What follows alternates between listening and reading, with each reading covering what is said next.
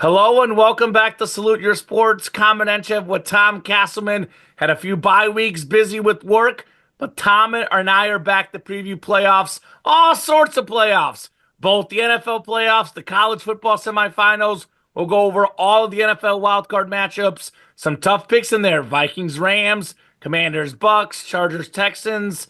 A lot of toss-ups in my opinion. Mhm. Plus, we pick the teams we think will make the conference title games. And of course, the big game, Super Bowl Sunday. Boy, this year has flown by. It seems just like yesterday. It was week one, and Isaiah Likely's foot was just out of bounds. The Chiefs winning by a toe. So, a lot of talk about college football. We got four blue bloods.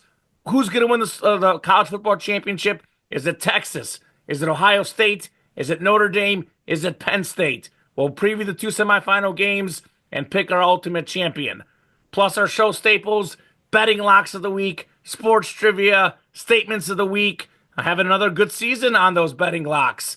I can't wait to get started on a Wednesday night, January 8th, one day before the CFP semis. We got football Thursday. We got football Friday. We got football Saturday. We got football Sunday. We got football Monday. Meaningful football. Win and advance. Losing you're Mhm. out at the college level, at the pro level. Needless to say, Tom, I am super pumped. I can't wait to get started. How are you doing on this Wednesday night? It's fantastic. We have, like you said, football galore. This is basically the crescendo, the denouement of the season, if you The will, where what? we are the denouement. Oh, I've never heard that one.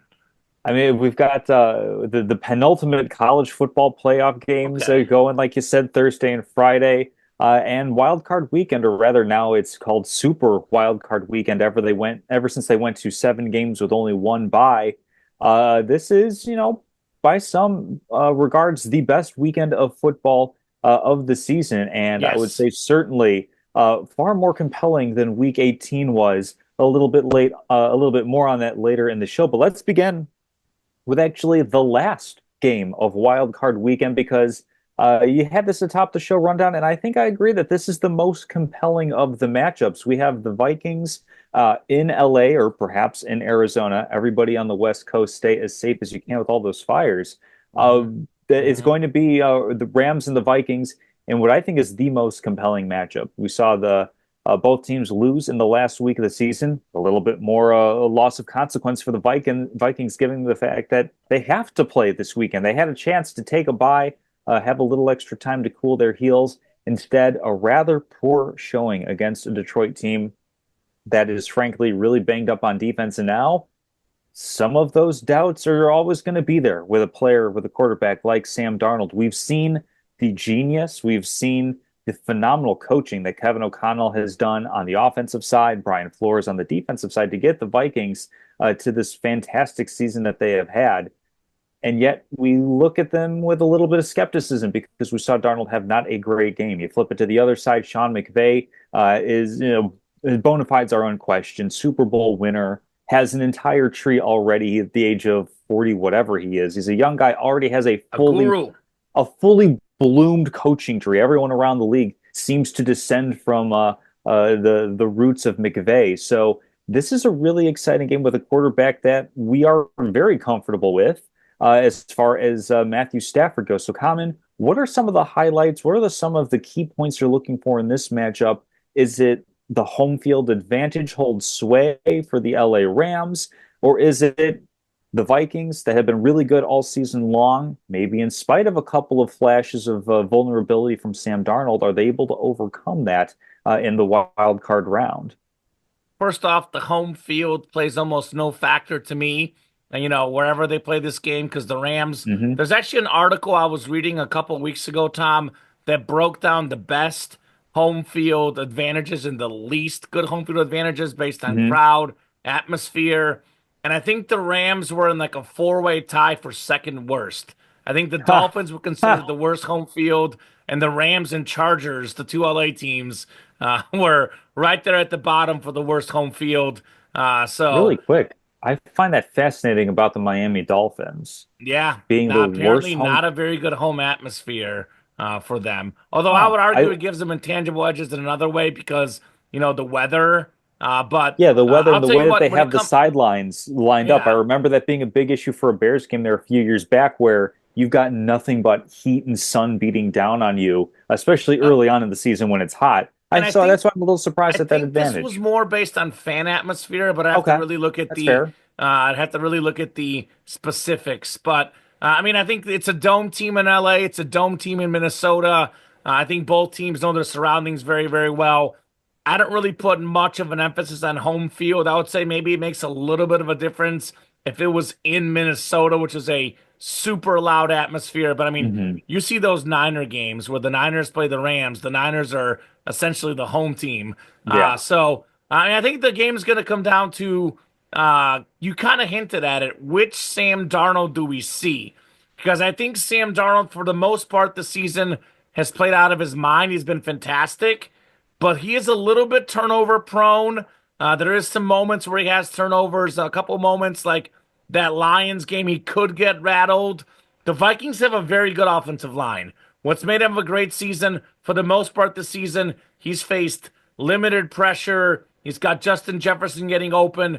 What happens when he faces a little bit of pressure? Because that Rams team is interesting because their defense was pretty bad the first half of the year, but they've Hmm. actually been really good of late. This is, of course, a rematch of a game earlier this season, also in Los Angeles. The Minnesota Vikings have lost to two teams this season, twice to the Lions and Hmm. once to the Rams in that return of Cup and Nakua. It's not a traditional, like you look at the Rams record, the 10-7, but they started 1-4 with a bunch of injuries. Then they went 9-2. Then they rested their starters the last game of the season. Seattle played their starters with Geno Smith having incentives and so and so. You look at that game, how close it was. Had the Rams played their guys, they probably win that game. So it's really like a really strong team for a 10-7 record. Whereas a lot of haters would argue that the Vikings are a little bit of a weak team for a 14-3 record. Hmm. Although I know there's a famous Bill Belichick quote, "You are what your record says you are." And Oh, I think that's Bill Minnesota's a really, really Parcells. strong Yeah. football team. What's up, Tom? No, I said that's Bill Parcells, so even Oh, Bill even Parcells. I older, got the wrong Bill. even older than But Bill. I mean, same anyway, tree. you go back to that game. Stafford had four touchdown passes. Nakua and Cup are a nightmare to cover. It's kind of the same thing on the other side, though. You look at Justin Jefferson, Jordan Addison, T.J. Hawkinson. Now, there's a lot of really, really good pass catchers in this NFL game. There's a lot of guys that will get open. You look at both of these teams, top 10 in the NFL in passing yards, and both are bottom half in pass defense. So the secondaries are kind of where Hmm. both of these teams can struggle a little bit, given that you have so many great receivers on both sides. It's going to come down to which secondary can really shut down, the other team's receivers. And both of these quarterbacks, like Matthew Stafford, in my opinion, a Hall of Famer, but we've seen like if he has his bad moments, he also is a little bit turnover prone. Like these guys are massive, talented quarterbacks, but they're both prone to a couple decision making mistakes. I know it's a cliche thing to say. It's not, doesn't take a genius to figure it out, Tom. But it'll come down to the turnovers. What team can turn the other team over? It's a 1 point spread in favor of the Vikings, and this is a very, very close spread. This is probably my toughest pick of the weekend. There's two that I really struggled with. This game and the Bucks Commanders game, I think, are the two most evenly matched games. These teams are very, very evenly matched. I know I said the Rams defense has looked better the last few weeks. The fan in me, Tom, I'm a big Matthew Stafford fan personally. I love the sidearm throws. I love Matthew Stafford as a Hmm. player. He's one of my favorite players in the NFL. Vikings Bears division rivals, Sure. like the inside of me, the heart in me wants to pick the Rams, and I'm trying to talk myself into doing it. Sean McVay, Super Bowl champion coach, playoff experience, Cup won a Super Bowl, Matthew Stafford won a Super Bowl. But I'm going to have to keep my bias out of it. I'm like about 51% sure I'm going to lean the Vikings. I'm going to say Sam Darnold does have a really good game. His coach will have him prepared. Two of the best coaches in the league, by the way, arguably two Hmm. top five coaches, if not top five, certainly top 10. But I think Minnesota's defense is just a little bit better than the Rams defense. I think, offensively, the two teams to me are close. I really like that Viking defense. They have the bend but not break. And I think we've seen the Rams offense this season, Tom. There's been too many games where they have settled for field goals. Hmm. I think the Vikings can make some adjustments based on the last matchup. But if Sam Darnold does not play his best, they will lose. It's definitely a total toss up. Yeah. I do like Stafford more at quarterback, but I like the Vikings defense better. I like the Vikings overall team a little bit better. I mean, it's a 14-3 football team. Hmm. 14-3 football team with no bad losses. I feel weird saying they'll lose in the first round. So I think everyone's disrespected the Vikings all season long. So I'm going to go ahead and say Vikings win a close one. I think Vikings win a little bit more than a close one. Okay. I think a lot of these games are going to be single possession, so it kind of depends on what you define by close. I think it's going to be closer on the scoreboard than how it feels in the game. For the simple fact that you pointed out, weakness on both these teams is the secondary. And I think that sure, there's some game planning to be done to try to mitigate that. But the biggest way that you help out a secondary is you have a pass rush, and the Vikings pass rush is significantly better They than are. what the Rams have put on the season. The Vikings, I believe, are tied for fourth this season in sacks with 49. You got to do a little bit of scrolling down to find the Rams in the middle toward the bottom a third of the league with 38 sacks, and it's only 11 difference. But you spread that out over 17 games. That a sack is a big play. A sack is almost Sure. depending on how who you talk to, some folks consider sacks to be more egregious than interceptions or more detrimental to a drive than an Sometimes. interception might be. So I think that with the job that Brian Flores has done, you got Van Ginkel as the free agent signing, Renard. I mean, they've got really good pass rushers. I think that's going to be the mitigating or the deciding factor Hmm. on that side of the ball. And then really the answer is how do you stop Puka Nacua? And I think if you key in on Puka Nacua more than Cooper Kupp, because it feels a little bit Puka's better now. Like Cooper Kupp has kind of been tailing off toward the end of the season. And I have no idea if it's necessarily an age thing. I don't know. I mean, at his age, he's probably dealing with some injuries. He is a little bit banged up and was able to get some rest in week 18. So maybe there's a bit of a bounce back there. But if I'm doing a hierarchy of who I'm stopping, it's a pretty clear 1, 2, 3 as far as Puka Nacua, Kyron Williams, Cooper Kupp. And then after that, if somebody on the Rams beats you, somebody on the Rams beats you. Whereas you flip it over to the Viking side, you've got at least four weapons that are of great concern. Of course, Justin Jefferson, arguably going to be the best player on the field in Definitely this the best game. player on the field. You've got Jordan Addison, who complements him very nicely at receiver. TJ Hawkinson as the tight end. That's a weapon that the Rams don't really have a strong competitor for, a strong equal to on that side of the ball. And then Aaron Jones, of course, has been really good for the Vikings as well. So I do like the Vikings in this one. I feel a bit more confident in them than it sounds like you do. I'd say this is like a 65 to 70% of favorability, in my opinion, Interesting. or likability in this opinion from a winning standpoint. Okay. So Well, I I mean, just, maybe you'll have them in locks of the week. It's a 1 point spread, Tom.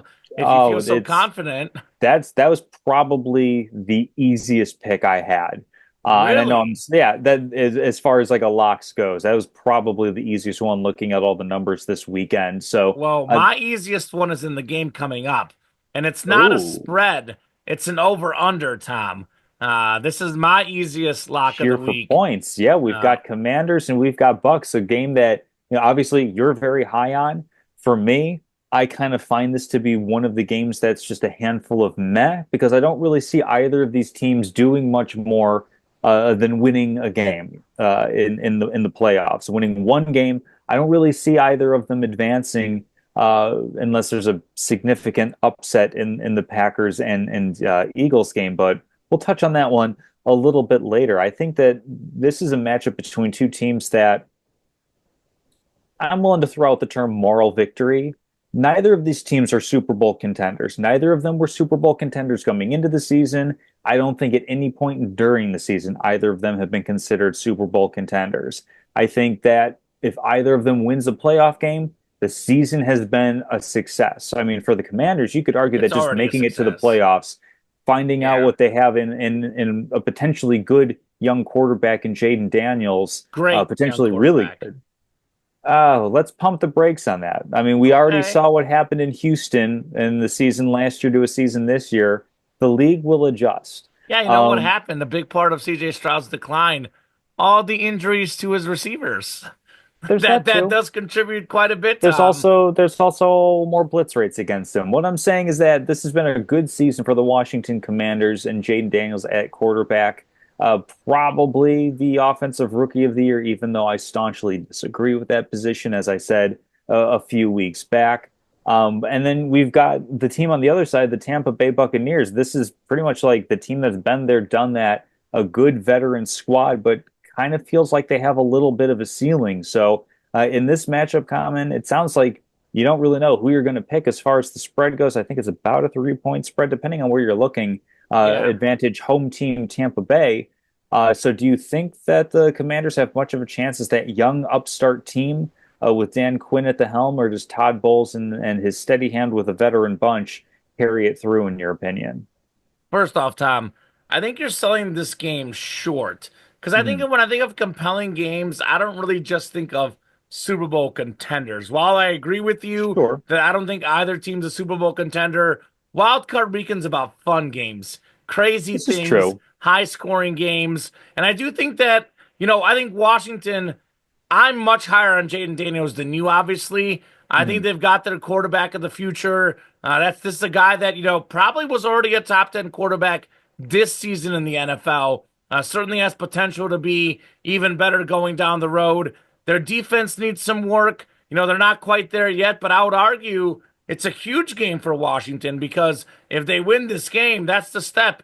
If this year you win a playoff game, maybe next year you win two playoff games. So I definitely think it is very, very compelling in the development of Jaden Daniels and what he can do. I think it's also compelling for the Bucks and Baker Mayfield.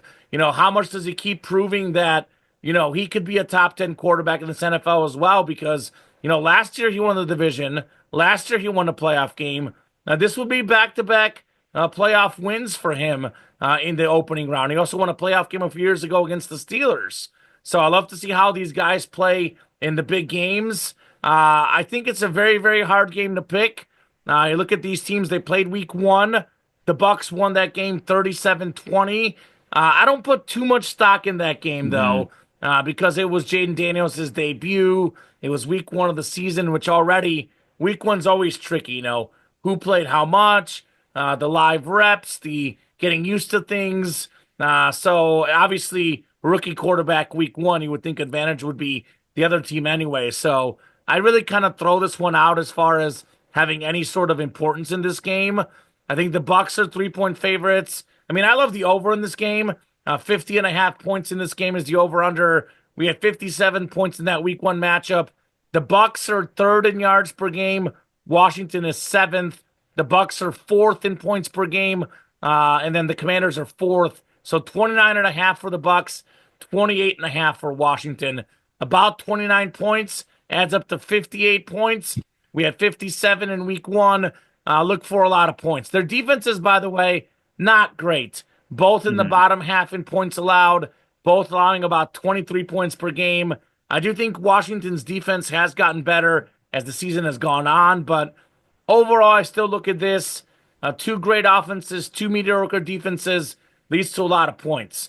A lot of it goes down to kind of like the same thing as the last matchup, and that would be Baker Mayfield and turnovers because, Mhm. he's top three in passing touchdowns and he's top three in passing yards in the NFL. Baker Mayfield has played out of his mind. He also leads the NFL in interceptions, Tom. So does he make a couple mistakes? Does Washington capitalize on a couple Mhm. mistakes? Uh, I was blown away. I watched this game. I was blown away by Jaden Daniels in the fourth quarter against the Eagles. Philadelphia at the time was the number one scoring defense in the NFL. He literally knocked them out of that position in that fourth quarter alone.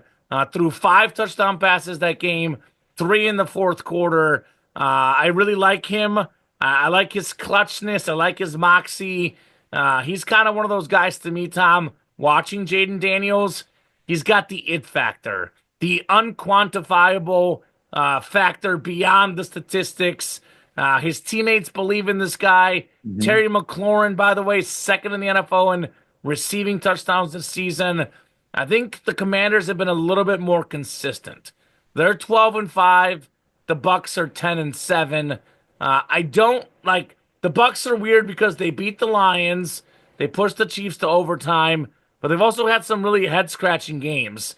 It just comes down to I trust the Commanders a little bit more. I think their coach, Dan Quinn, is phenomenal. I do think they have a little bit of an edge in the coaching department. I'm going to pick the Commanders to win. I do like the Commanders +3, but I was unsure Mm. about the money line because I could see it being one of those wacky, 24-23 wins. But I'm going to go Washington in a close game. I trust them a little bit more. I love what Baker Mayfield has done, but weirdly, Tom, in the fourth quarter in these close games. Feels weird to say this, but given what he's done in a lot of the close games this season in the fourth quarter, I kind of trust Jaden Daniels. Like I, Hmm. I I like him a lot Yeah. more than you do. That much is already obvious when it comes to him as a quarterback. Yeah, it's not that I dislike him. It's just I'm not going to go all goo goo gaga because we've seen that it takes more than one season does not a career make. I mean, another Washington quarterback had a phenomenal rookie season in Robert Griffin, and nothing really materials out of that More career. because So, of so injuries, though, Tom. sure, but that I'm what I'm saying is that we've seen several young quarterbacks have a meteoric start, flame out a bit, and then maybe come back later. Maybe they don't come back at all. What I'm saying is he's had a very, very good season. I'm going to pump the brakes a little bit on saying he's in the pantheon of the top quarterbacks in the league today. But certainly, I mean, with a second season, I mean, that's a larger picture discussion. As far as this year goes, Jane Daniels has absolutely proven that he is a good quarterback. He is a win because of quarterback, Thank you. which is Thank you, a Tom. We're talking a about this good season too, by the way. yeah, no, that's what I'm saying. Like this season, he's a win because of quarterback, because this Washington team doesn't really feel like it has any one special component. And you can argue, and probably really successfully, that the most special component so far this season has It's been the him. quarterback It's him. for them. So He is I him. think that he's been pretty good. I mean, you talk about the whole like this is more of a college topic, but the good win, good loss category. I think for both these teams, their quote unquote worst loss of the season comes to the Dallas Cowboys. And that's pretty much it. I mean, the Tampa Bay Buccaneers also lost to the 49ers, but the 49ers had spurts of being like really, really good. And this is more of an indictment on the injury status of that team, perhaps than the overall quality. So I agree with you. This is a really good coin flip game. Again, I think, the winner gets this one and no others, but I'm going to lean the veteran side of things. I'm going to go with the Tampa Bay Buccaneers. Um, Really, for no reason than I think these teams are really evenly matched. Sure. I Records are a agree. little bit different, but point differentials, I mean, they're within about 20 points on their point differentials for the season, so they seem fairly evenly matched. And I mean, I think for whatever, if it comes down to a tiebreaker, I'll give a slight edge to playoff experience and Baker Mayfield and the Tampa Bay Buccaneers. All the really important players have that experience. So I'm going to go Tampa Bay. I don't have any sort of confidence to the points. I don't have any sort of confidence to the line or the whatever. This is just I looked at the game and I kind of shrugged my shoulders. I went back and forth. I hemmed and I hawed. I said, I think I just feel Tampa just a little bit more on this one. I'll tell you this, Tom, real quick about Jaden Daniels and Hmm. experience. The guy played a ton of college football games, Sure. a lot of games, and a lot of SEC games. I know it's a little bit different, NFL playoffs, but in terms of the loud audiences, a lot of like disruptive environment, big atmospheres. There's something to be said about the environment he played in at LSU, playing the Bama, the Georgia Hmm. crowds, the Auburn crowds. I think this guy is not going to be phased by much. Like I said, that's the feeling I get about him as a player. So if he loses this game, I don't think it's going to be because of lack of experience. It's just going to be because, the Bucks executed better. Mike Evans Sure. was hard to stop. Baker Mayfield played his best football. Because another game, I don't really think the home field to me makes much of a difference in the showdown. Mm. So glad we're going opposite. I'm Yeah. going Washington. You're going Tampa.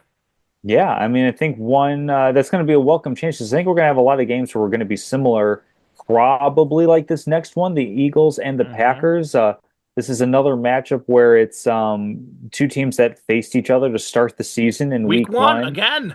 This one in Sao Paulo, Brazil, first though for the Eagles, and really just an absolute tear to start the season. You look at that game that Saquon Barkley had, and how little did we know that this was going to be indicative of the Set the entirety of his stage. season. It's not often that a week one result, even an individual one, has ramifications or indications of how an entire season is going to go.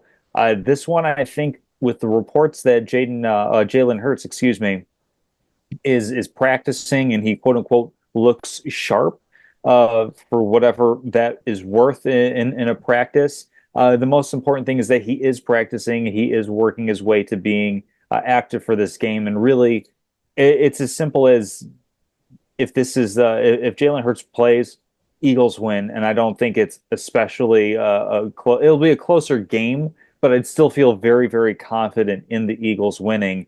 It becomes a lot dicier of a proposition if it has to be Kenny Pickett starting this game. You want to talk about quarterbacks in whom I have little to no faith. He's certainly on Hmm. that list, but at the very least, he does have professional experience. He has playoff experience. He could be a representative quarterback for the Eagles, and this is a very talented roster around him. Packers are no joke, though. They've had a good season as well, pretty much locked into a wild card position through the last legs of the season because of how good the Lions and the Vikings have been. But Common, where are you sitting with this one? I believe we both had Eagles as the NFC division winners heading into the season. And they've certainly put up a really, I mean, 14-3 season with a strong point differential. Where are you leaning on this one?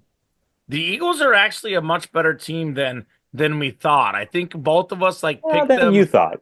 like well, I thought very highly of them 2 years ago, but I think I picked them to win the East more because I just didn't like any team in the East outside of them. Whereas I But picked them to win the Super Bowl. So I thought that did they you? were good. Oh, Oh, you yeah. were pretty high on them. Well, their Hmm. defense, I know they did some stuff in the draft, Cooper DeJean, a couple other guys. But I think, we talk a lot about Saquon making their offense better, which he did. That's something I was Hmm. very high on. You know me before the season. I was all about Saquon and Derrick Henry, how these guys would be rejuvenated in those new places.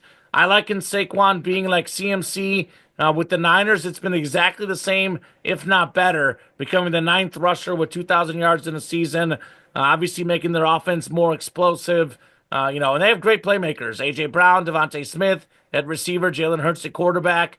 But their defense, that was pretty good 2 years ago, took a massive step back last year. It seems like they took a step forward again this year. I do think, though, if for some reason Jalen Hurts does not play, I think the Packers would beat a Kenny Pickett led team just Mm. because I think he is such a step down at quarterback. He's not a starting quarterback at the NFL level against a good team.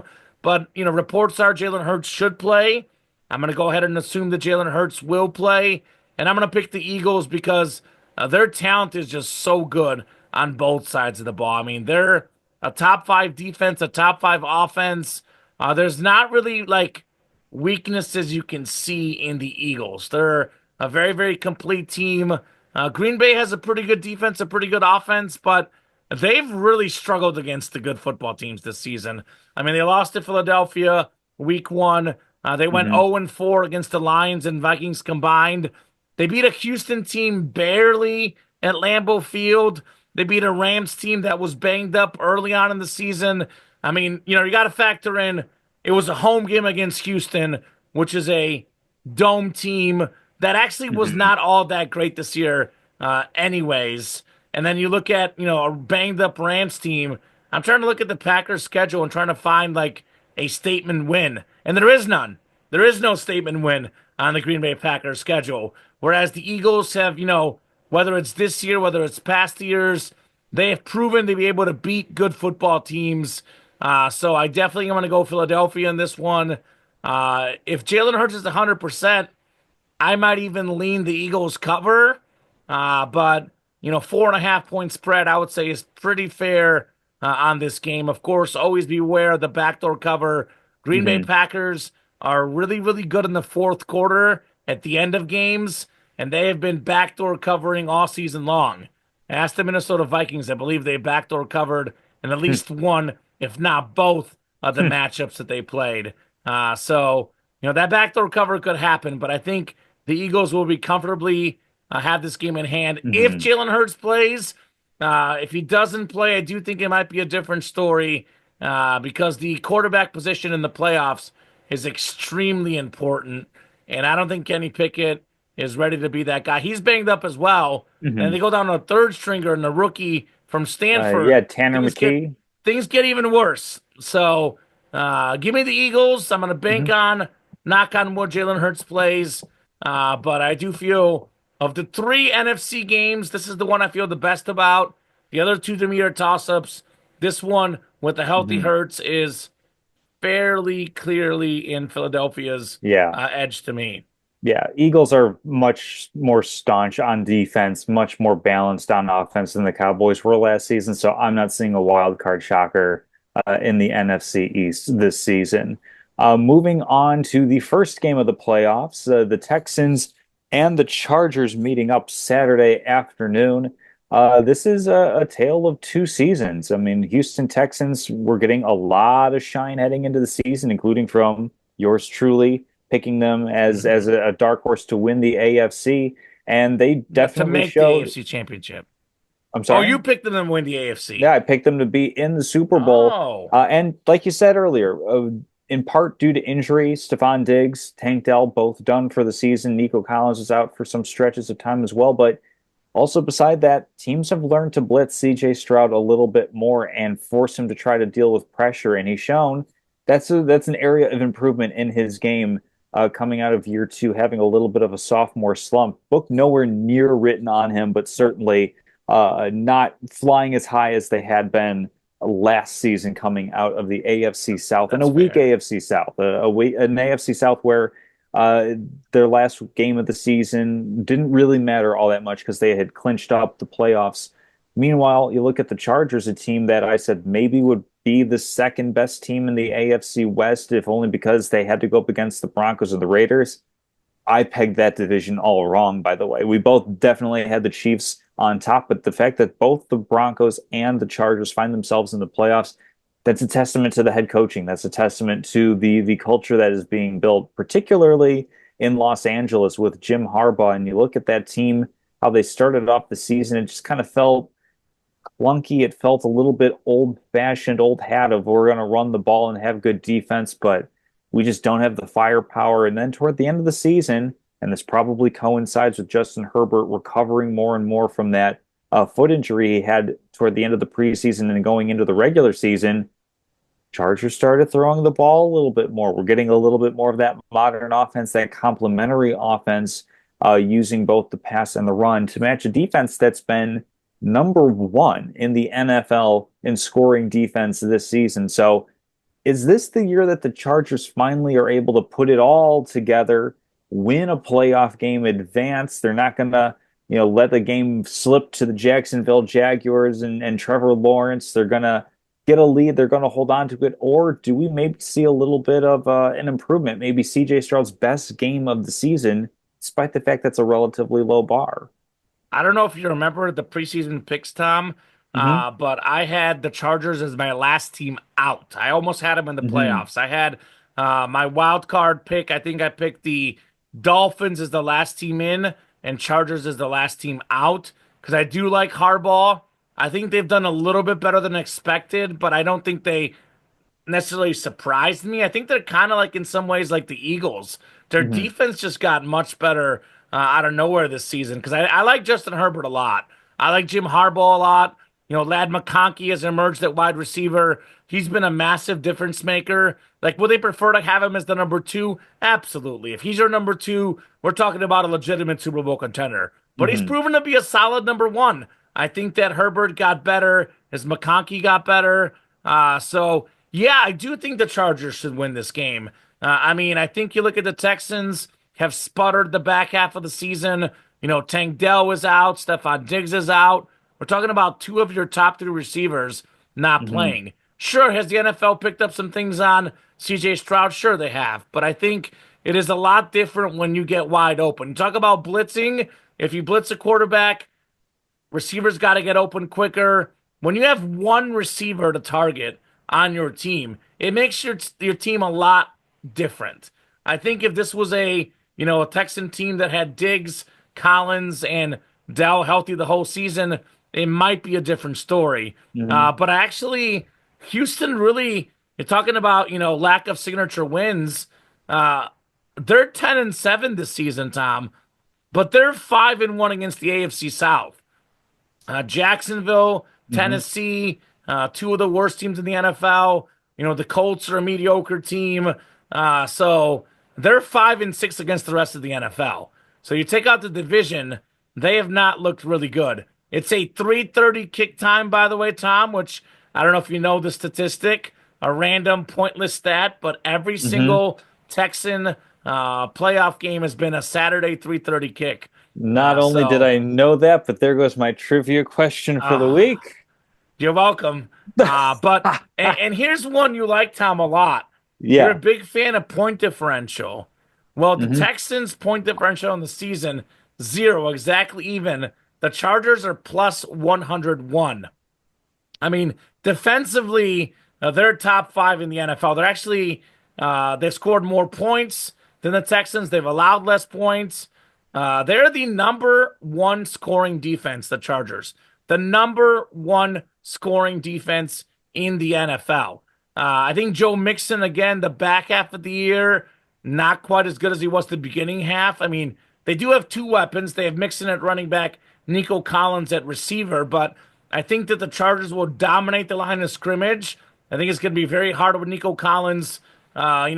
He might get open, but he's the only guy. They can double team him. They can triple team him if need be. Mixon's going to have a hard time with those Charger guys in his face. I think the Chargers are plainly a better football team. I think they're very capable of winning on the road. I mean, you want to talk about one of the best coaches in football. I know he's not going to get any love for Coach of the Year because they had what, 7 losses, Tom. But he did a heck of a job, Jim Harbaugh, and we've seen it. Like him or hate Hmm. him, you can say whatever you want about him. If you don't like him, if you believe in the cheating stuff, that's fine. You can do that, and I'm not going to blame you. But the man gets results. Everywhere he goes, the teams get better with him, and then he leaves. They get worse after he leaves. So I think they've got, as much as I like Ryans with Houston, I do think that Harbaugh's got that proven playoff pedigree. I like CJ Stroud. Justin Herbert, for me, Tom, he's a guy that having had a chance to watch more games this season than years past, you know how much I love statistics. He's an eye test guy. If you Mm. watch him play, he can run around, he can make any throw in the book. This season, I think he had 3 picks the whole season. A really, really good decision maker. We've got our tier one quarterbacks, right? Your tier one, Mahomes, Josh Allen, Lamar Jackson, Joe Burrow. I would say Justin Herbert is the top guy in tier two. I think he's the fifth best quarterback in the NFL. He's never won a playoff game. I think it changes this weekend. I think the Chargers beat the Texans and they win that playoff game. And it's a big deal, man. It's a Hmm. huge deal. Are the Chargers a Super Bowl contender? I don't think so, Mm-mm. but you got to get momentum. They get another wide receiver. They get a few more pieces. They build on what they have. They believe in winning a playoff game. I know you're going to say that, that's the past. Chargers, these players have nothing to do with it. If you're told this team always loses, they always charger, they always choke, you start to believe it a little bit. It's human nature. I mean, for example, the Bengals game, they Hmm. almost blew that game, but they finished clutch at the end. That was an example of a Harbaugh-led team versus a Staley-led team. If Staley's the coach, they probably lose that game to the Bengals, and the Bengals are probably in the playoffs. This is probably the best coach in the midst of all the charging situations they've had. Uh, I was going to say the best quarterback, but honestly, I mean, the way he's playing right now, he might be better than Philip Rivers. Drew Brees was not Mm, Drew Brees when he was in San Diego, hmm. so they're a little bit more prepared with the quarterback, and I love their pass rush. They have a great pass rush. Bosa, Mack, that defense is very, very dangerous. Give me the Chargers to win in Houston. Yeah, I'm right there with you on that one. And for a lot of the reasons that you outlined, the only thing I can think of is that the Houston defense might be enough to keep them in the game if they're able to neutralize Lad McConkey. It forced the Chargers to go someplace else with the ball because I don't think the Chargers are necessarily dynamic with their running. I think they're persistent though, and at times that's really all you need out of a run game is just for the threat of it, the opportunity of it to open up some things for your passing game. But yeah, I mean, I think in a game like this where the teams are, for a playoff perspective, middle of the pack, you go with a team that has a calling card. The Chargers have that with the number one defense, scoring defense in the NFL. So I will go with the Chargers as well. As much as I would like the Texans to have success, they're missing too much from what they were at the beginning of the season for me to feel very confident in picking them to win this game. Another one that I think this probably could be the easiest pick of the weekend. It's Ravens and it's Steelers. And that feels like an odd thing to say because usually when it's a divisional rematch, teams have already played each other twice, they're playing each other a third time. Who knows what's going to happen? Throw the record books out, yada, yada. Steelers have been sliding into the playoffs, and we've definitely seen a team that started off strong, 4-2 with Justin Fields, continued on that upward trend with Russell Wilson. Then they started playing the good teams, and we see them make it into the playoffs, get that wild card berth Stumble, locked up. But what's up? stumble into the playoffs. Yeah, yeah. Whatever words you want to use for less than a stride, less than a strong finish toward the season. Um, it feels really difficult to have any sort of confidence in the Steelers. I think the only thing that gives them, I think, any sort of credence is the fact that it is a divisional rematch. It is the fact that when these teams play each other, uh, the record doesn't seem to matter as much because these teams know each other so well. They've gone up against each other. I mean, how many times have John Harbaugh and Mike Tomlin matched wits? How much have we seen Lamar Jackson against TJ Watt in this Pittsburgh Steelers defense? I just think that the Ravens are hitting a little bit of a stride at this point. They're finishing the season strong, and they have, just frankly better weapons on offense, a more consistent offense, and I think that's overall they're just a better team than Pittsburgh is. Yeah, I think, I'm going to give you a couple reasons for the Steelers to have a little bit of hope. I mean, it's Hmm. hard for me to say there's no hope given that we already saw Pittsburgh beat them this season. I know that was a Sure. long time ago. I think obviously Pittsburgh has gotten worse since then. I think Baltimore's gotten better. But I mean, I think you can look at some of that film, look at some of the things. It is ultimately the same players.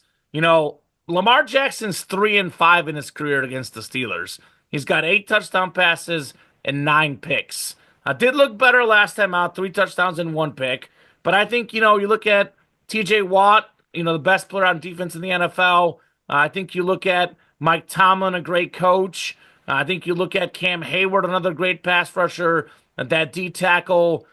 Pittsburgh has a way to dominate the line of scrimmage, which makes it a little bit harder for Lamar Jackson and Derrick Henry to do their thing. So I could actually see Pittsburgh covering that 10-point spread. I do think ultimately it's just a little bit of not the right timing right now.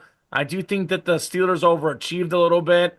There's a crazy thing I saw, and I think it was it Pardon the Interruption, right as I was leaving work? No, I think it Mm. was Around the Horn. Had it on in the background right before heading to work, and they were talking about Pittsburgh again wanted to have Mike Tomlin fired because it's going to be his Hmm. seventh or Eighth.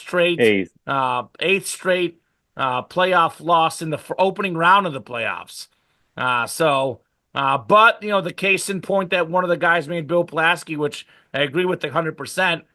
What happens to the Steeler players when they leave Pittsburgh? Antonio Brown, Le'Veon Bell. I'll give you one as a Bear fan. Chase Claypool. He fell off the earth, face of the earth. I think Mike Tomlin makes his football players better. I think this shouldn't be a playoff team. I picked Pittsburgh to make the playoffs in our preseason picks as a wild card, and I was right, Hmm. Tom. But I did that more so because I was like, well, they somehow found a way to make it last year, and they have Mike Tomlin, T.J. Watt, and Russell Wilson or Justin Fields. And I thought it'd be Russell Wilson. I was right, by the way. An improvement at quarterback over Kenny Hmm. Pickett.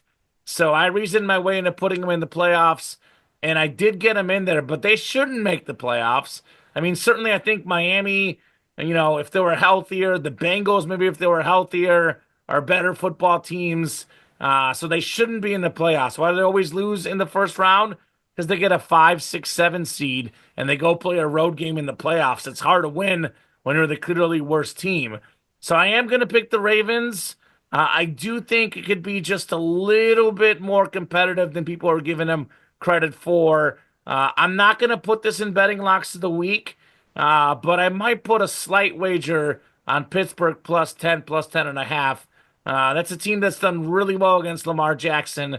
That is a massive playoff spread for a Sure. division rivalry. I can see Pittsburgh finding a way to cover, but ultimately, I think the Ravens' offense is much better, and they're much better at the quarterback spot, the running back spot. They have a much more explosive offense. At some point, you got to look at it. They're the better football team, plain and period. Yeah, no disagreement or argument from me on that one. So moving on through the playoff rundown, we've got the last one, I should say, not moving through, but wrapping up the playoff for the wild card round. We've got the Bills and the Broncos. I may have been a little hasty in saying that picking the Ravens over the Steelers was the easiest one, but I actually think there is some compelling information or some compelling stuff to look at when it comes to the Broncos and the Bills. I will say firsthand, wasn't a super huge fan of the Bo Nix pick. I thought that this would keep the Broncos as a fine representative You were NFL wrong, team, Tom. maybe with a little bit, but they made it into the playoffs. They had a little help from their divisional friends in the Kansas City Chiefs to get into the playoffs. This is a team that certainly has been good on defense, really good, in fact, third in scoring defense. And if you want to have a little bit of a surprise as well, they are 11th in scoring offense, so just outside the top 10. This is a Broncos team that's been pretty decent this season, to the surprise of at least me, but I think a lot of folks as well. I don't think a whole lot of people looked at what the Broncos were doing and saying, this is the year with a rookie quarterback that some people kind of questioned his upside because he was, 24 years old, had a lot of experience in college, but also, if you have a lot of experience in college, it's kind of that Crash Davis, Bull Durham thing. You're just good enough to stick around for a long time, but not good enough that you're making that leap to the next level. There were doubts for good reason, I think. I liked him. I, Yeah. I think there were doubts, Tom, because he didn't look great at Auburn. Guess what? Auburn didn't have good targets around him. Auburn had a lack of wide receivers. It was a tough conference. I think back when he was at Auburn, SEC defenses were even better. Bama and Georgia was more traditional. Bama and Georgia, awesome defenses. I know I saw what he did at Oregon. He looked phenomenal. And Bo Nix, probably the most underrated quarterback in the NFL right now. I think if you watch what he does, he makes 2 or 3 plays each week that you're like, what? I mean, his running ability, one of the best scramblers I've seen in the National Football League. Honestly, outside of maybe Lamar Jackson and Jaden Daniels, like maybe Josh Allen, Jalen Hurts, but he's faster than those guys. In the open field, Bo Nix, the guy is so electric. And people question his arm. Go back and watch that tape of that Bengals game. 65 yards on the air on the dot. Maybe the zip isn't quite there, but the touch, the accuracy. I mean, I'm not saying he's this guy, Tom, but you think of You're saying Sean he's this Payton, you guy. think of Drew Brees. It is very No, hard not to look at Drew Brees it's and easy. say that. I mean, Tom, It's what's most easy. important stat in a quarterback? Accuracy. It is more important than how far you can throw the ball. Bo Nix was one of the most accurate quarterbacks in college football. Yeah, he had some easy throws at Oregon, but man, he is an accurate passer. I'm all in on Bo Nix, Tom. I'm all in on Bo Nix. I really like this guy. I think there's not going to be a drop off with him.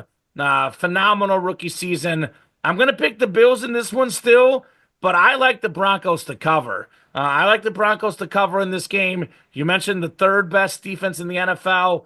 You talk about home field advantage. Bills are 8-0 at home. How can the Bills beat you? How are the Bills going to beat the Ravens? That cold, Hmm. windy, what's cold and windy? Denver. I think this is a game where, sure, their crowd might be loud. It might play a factor, but the Denver Broncos are one of the most built teams to beat the Bills because they know the conditions. They know the cold weather. None of that's going to phase them whatsoever. I'm going to pick the Bills as much as I love Bo Nix. Josh Allen's the better quarterback. He's the better player in this game. I think that the Bills also have a good defense. They have a well-coached team as well. Ultimately, they have a little bit more talent, and they're at home. So I'm going to pick the Bills. But Bo Nix, by the way, Tom, sixth in the NFL in touchdown passes this season, in case you're wondering. It's Uh, because he so, played uh, 17 games, yeah, including one against the Chiefs. It was the JV I squad. know, He's I know it's the JV squad, but the numbers overall this season were great. I like the Bills to win. I like the Broncos to cover. I think that the easiest pick is the Steelers Ravens game. I think that is the most no-brainer pick. I think this one is just a little bit harder, but I do think Buffalo is going to win the game ultimately. like 13th or 14th in completion percentage. He's With what terrible at receivers? QBR. That's what's crazy about Bo Well, don't Nix. say that he's accurate and then say, well, because of the receiver. He is He's accurate. You fine. watch him pass the ball, the QBR guy is is accurate. 18th. He's not Drew Brees. It's He's the not Drew Bills Brees. easily. The He's not Bills are Drew gonna Brees, but they're, I'm they're gonna telling you that smoke him. They're gonna smoke the entire. there's a place for accurate passers, athletes, and good decision makers. You don't Sure. have to have a cannon arm to be a No. very good NFL He quarterback. he's proven that he's a perfectly fine starting quarterback, and the Broncos are a perfectly cromulent playoff team and Cromulent. What beyond does that cromulent. mean? Uh, Fine, average, unremarkable. They made it to Okay. the playoffs. Good season, a season that exceeded expectations, both for their individual quarterback and the team as a whole. But I find the Bills to be an easy pick here with an MVP candidate in Josh Allen, with a really strong defense, a really strong offense. I mean, the Bills are top 10 in both categories. Ravens, or not Ravens, but the Broncos rather, strong defense this year, but I think their offense is just going to be lagging too much, and this is going to be a pretty easy one for the Bills to win. So that brings us to is fast forwarding a little bit. We're going to go to the title games. No need to necessarily go blow by blow each round. But there's a lot of potential here, a lot of upstarts, some upsets that could be happening in the wild card round. But of course, we have not mentioned two teams so far, and those are the teams that aren't even playing this week because they were so good. They got the bye week. They get to rest up and look forward to the divisional round. So on the AFC side, Common, let's start there. The Kansas City Chiefs as the one seed. I mean, I see that helmet peeking out behind your head in the background. I see it there. Chiefs. I know you've got a jersey around there somewhere for Oh, uh I for, have a for jersey. Patrick I'm saving it for Mahomes. Super Bowl week. Oh, of course. If the Chiefs even get there, but first, before you They'll get to the get Super there. Bowl, you got to go to the AFC title game. So, Common, who do you have there, presumably taking on the Chiefs? Who's going to be playing in Arrowhead for the? Is it the Lamar Hunt Trophy? Lamar Hunt Trophy named after their Okay, owner, there we go. former owner. Yeah. I mean, first off, Kansas City's getting there. They played their JV squad. We saw that. Obviously, you watch the Chiefs in the preseason, they lose. You watch this team in the Rio dance, the regular season. I mean, this is it's a team that was 15-1 this season. It's a team that did not have their best players available this season. I think that there's something that I read about what the Chiefs like to do, Tom. They actually had Xavier Worthy playing Hollywood Brown's position. Now Mm. Hollywood Brown is back. They could put Xavier Worthy where they want to put him. That dude is like basically Rashi Rice 2.0 from last year. He's a rookie receiver. The first half of the season, he was just okay. He was getting used to things. They used him on screen passes, deep balls. If you watch the Chiefs, the back half of the season, he was running routes. He was coming back, running comeback routes to win the game. Xavier Worthy. His progress as a wide receiver, phenomenal. Look up Xavier Worthy and Tyreek Hill rookie stats. Almost the same. If I'm the rest of the NFL, I am terrified of the Chiefs, especially next year when Worthy and Rice play together. But I mean, you look at that Kansas City offense coming together at the right time. They were having offensive line issues. I don't know. They switched up a couple positions. Joe Tooney playing everywhere, one of the best offensive linemen in the NFL. I don't know what they did in those coaches' meetings, but they seemed to flip a switch. They went from allowing 3-4 sacks a game to allowing zero, nada, zilch, zip. So you look at what they did at the back half of the year. The Pittsburgh Steelers, for all their struggles, one of the best defensive teams in the NFL. The Houston Texans, one of the best teams on defense in the NFL. The Chiefs starters put up 27 and 29 points respectively against those two teams. The last two games they played the season, that was on limited rest, and that was with them taking the foot off the gas pedal in the fourth quarter. You talk about the 30 points they haven't gotten to. They could have got the 30 points in both those games if they want to. We talk about Patrick Mahomes, Tom, as if he stinks. They talk about him as if he's got no numbers. This guy has been without his number one receiver almost the entire season. So many injuries. Number one running back, number one receiver out. Patrick Mahomes only played 16 games, Tom, not 17. He was seventh in passing yards and ninth in passing touchdowns. This offense, before the Broncos week, Tom, was top 10 in yards and top 10 in points per game. They slipped, I think, just outside because of that 0-point game because of their backups. People act as if this Chiefs offense is terrible. Just because they're not number one in the NFL, they're still a top 10 offense. They might be a top 5 offense with how much better they're getting with all these guys coming back. And their defense, by the way, is a top 5 defense. 15-1, Tom. Yeah, they play close games. It's tough if you get everyone's best shot every week. 15-1. Patrick Mahomes in the playoffs, Tom Castleman. I have some numbers here. Patrick Mahomes in the playoffs. Let me see where I wrote these down. 15-3. Where are the numbers here? It was something like 48 touchdown passes and like 5 picks. 46 touchdowns, 8 picks in the playoffs. Takes this game to the next level. Chiefs will be there. I rambled enough. Who are the Chiefs going to play? Bills or Ravens, Tom? Right? That's the obvious matchup. The Bills and Ravens are heavy favorites in their matchups.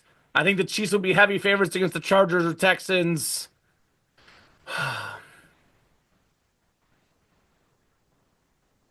It's hard to say, Tom, because I will tell you, you know me as the guy that's questioned Lamar Jackson a lot over the years. And I think rightfully so, Tom. I think prior to this season, Lamar Jackson was just okay at passing. This season, Lamar Jackson was very good at passing. I don't think he deserved either MVP, by the way. But, and he got those because he was a runner, by the way. This season, Lamar took his game to the next level, Tom. Lamar took his game to the next level. It's by far the best he was passing. He's not going to win the MVP, but it's by far his best season. Of any season he's played, this is the most deserving season he's had at the MVP, certainly. but it's the whole voter fatigue. And obviously, Josh Allen, you can argue, did more with less, deserves the MVP. Um, with that said, Lamar is 2-4 in the playoffs, and he has struggled mightily in the big moments. You look at Josh Allen, he's 5-5, but look at the passer rating. You look at the touchdown to pick ratio. Look at the yards. Josh Allen statistically is a phenomenal playoff quarterback. He's lost a bunch of close games to the Chiefs. He's top 10 all time in playoff passer rating, Josh Allen. I still trust Josh Allen more. Game on the line to make that pass. Not to mention this game's in Buffalo. I know the Ravens beat him earlier this season, Hmm. but the home field advantage is going to be a difference maker. How can you neutralize Lamar Jackson, his legs, his speed? A little bit by the simple conditions. I know Buffalo's going to hope that it's going to be a snowy, windy game because Josh Allen's arm power is so good, Tom. He's the one guy that's not affected by the wind. His arm strength is so powerful. He can pass past the wind. Nobody else in the NFL can do that. Maybe Patrick Mahomes, but outside of those two guys, nobody has that arm talent to really do that. So I like the Bills at home.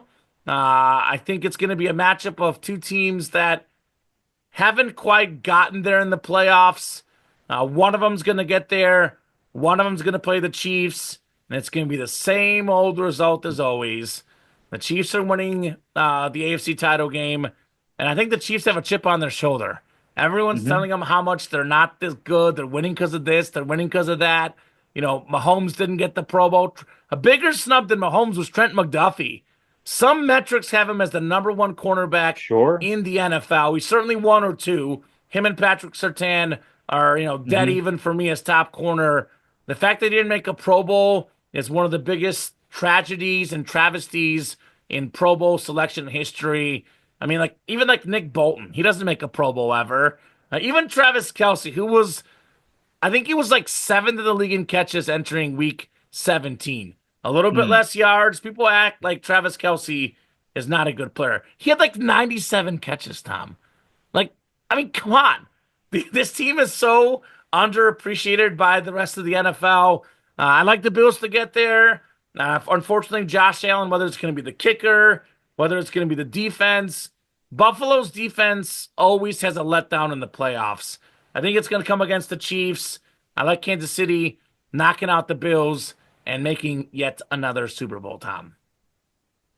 Yeah, I'm going to go with the Ravens to match up against the Chiefs. I think the Chiefs have a pretty simple, easy path. I mean, all they have to do is beat the winner of Houston and LA, like you mentioned, and they've done so each this season already. So I think that the Chiefs are a pretty simple shoe in. I like Baltimore a little bit better than Buffalo. One, I think the whole home field advantage climate thing.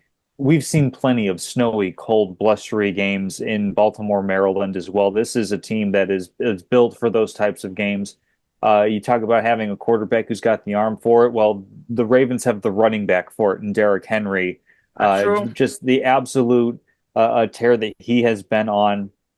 And then I don't necessarily think they need Zay Flowers to beat the Pittsburgh Steelers, but the fact that he's dodged the catastrophic injury that a lot of folks were worried about, if he's there for the divisional round, he's going to be a big part for that Baltimore Ravens offense. In a year where it's been a down season for Mark Andrews, you've gotten, some good plays from a Rashad Bateman, for example, but it's mostly been Derrick Henry on the ground, Lamar Jackson commanding things and using his legs as well, and then Zay Flowers being the one I think really dependable receiving option for this Baltimore offense. So it's a little dicey picking them to make it all the way to the AFC title game just because we're not 100% sure on Zay Flowers' health, and I think that he is a huge part of what they do, of what they need to be a successful team.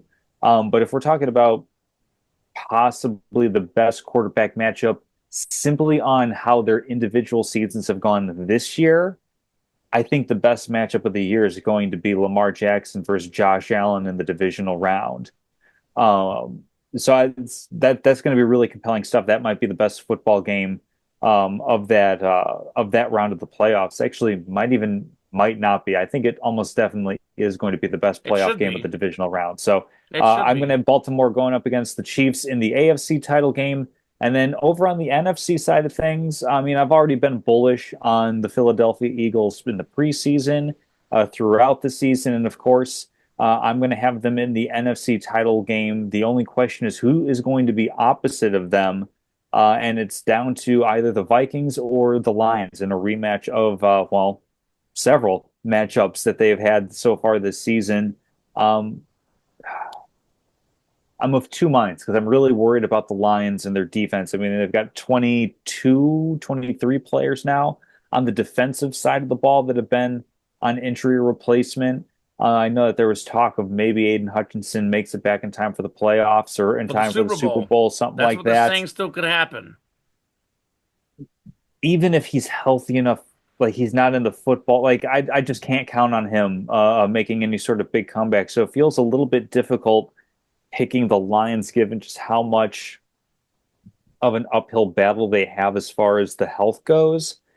But if there's any team that's kind of earned the benefit of the doubt of succeeding in spite of all of their obstacles, I think it has to be Detroit. And Yeah. frankly, they might be getting another significant weapon back with David Montgomery, and that knee strain that he had that kept him out the last couple of weeks of the regular season. Good chance he could be back after the bye, little bit of extra time to rest and get healthy. I mean, this is a Lions team that I think was plus 222 on the season in point differential, which is just absolutely banana pants as far as a point differential goes. Granted, they had a couple one like there was a Jacksonville game. There were like two games in there where it was like all the points to none of the points. But anyway, they still earned that. They still accomplished all of that. I think we're going to have 1 and 2 on the NFC side of things with the Lions and the Eagles. Yeah, I agree with that, Tom. I think, you know, Detroit, they have a really good defensive coach, and you saw that in the Vikings game. Hmm. He has a way to get his players to buy in. They have some good corners here that, our younger players took a little bit of time to get going, but I think they even have the power to outscore a lot of these teams, especially in the NFC. I mean, I think the Eagles are the only team that could challenge them. But I actually like the Lions coaching staff more than the Eagles coaching staff. There's still something, Oh, a yeah. little bit of uncertainty with Sirianni, just something there kind of rubs me a little bit the wrong way. I mean, Ben Johnson is an offensive guru. Dan Campbell's a great coach. I think, Detroit's going to play the Vikings again. They've handled the Vikings twice this season. I think they're a really, really strong team. I think the Eagles should win round two. They're 8-1 at home. They have a massive home field advantage. Well, they won't have it in Detroit, that's for sure, because Detroit's a loud, tough place to play. I think that the Lions and the Eagles are the two best teams in the NFC, and I feel pretty good about that pick because I think, like, I know Minnesota had a really good record, but I only kind of view two legitimate Super Bowl contenders in the NFC. Whereas the AFC, there's probably three with the Bills. I can even Hmm. say a dark horse in the Chargers with a great defense and a really good quarterback. I don't think this NFC field is all that deep. I think the Lions and Eagles are clearly the top two teams in the NFC. They're both really strong at home, both really tough environments. I think both have, quarterbacks that have won playoff games. Jalen Hurts has played in the Super Bowl. Jared Goff has played in the Super Bowl. A lot of these other NFC quarterbacks can't really say that. Sam Darnold's never had a playoff game. Baker Mayfield has a couple wins. I think Daniels has never played a playoff game. I know Stafford's got that Super Bowl run, but I don't know that the Hmm. Rams team is good enough around him compared to those other teams. So I also feel pretty good. I'm going very chalkish. I'm going the 2-1 seeds, the 2-2 seeds, but I do have Lions, Eagles also in the NFC Championship game, Tom. So it's Super Bowl time. I mean, I think it's pretty. I mean, you've been consistent so far with the teams, and of course, why wouldn't you be with the top team in the AFC and the top team in the NFC?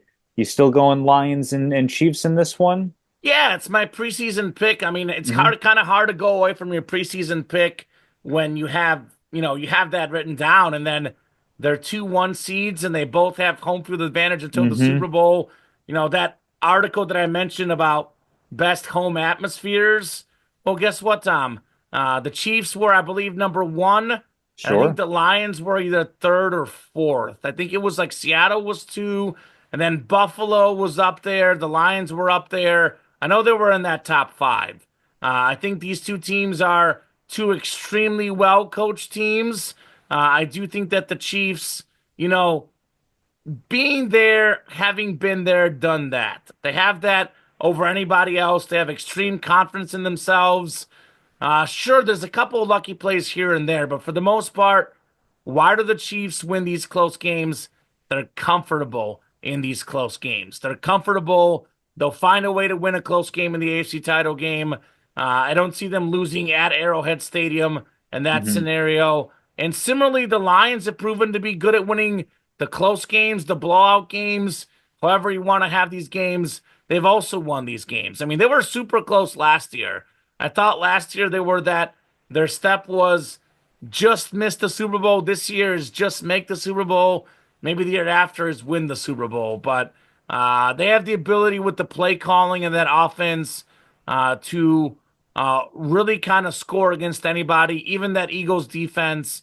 I like the Lions making the Super Bowl. That Lions Eagles game is going to be tough. I would Hmm. not be shocked if we have a Bills Eagles Super Bowl. I would not be shocked if we have an Eagles Ravens Super Bowl.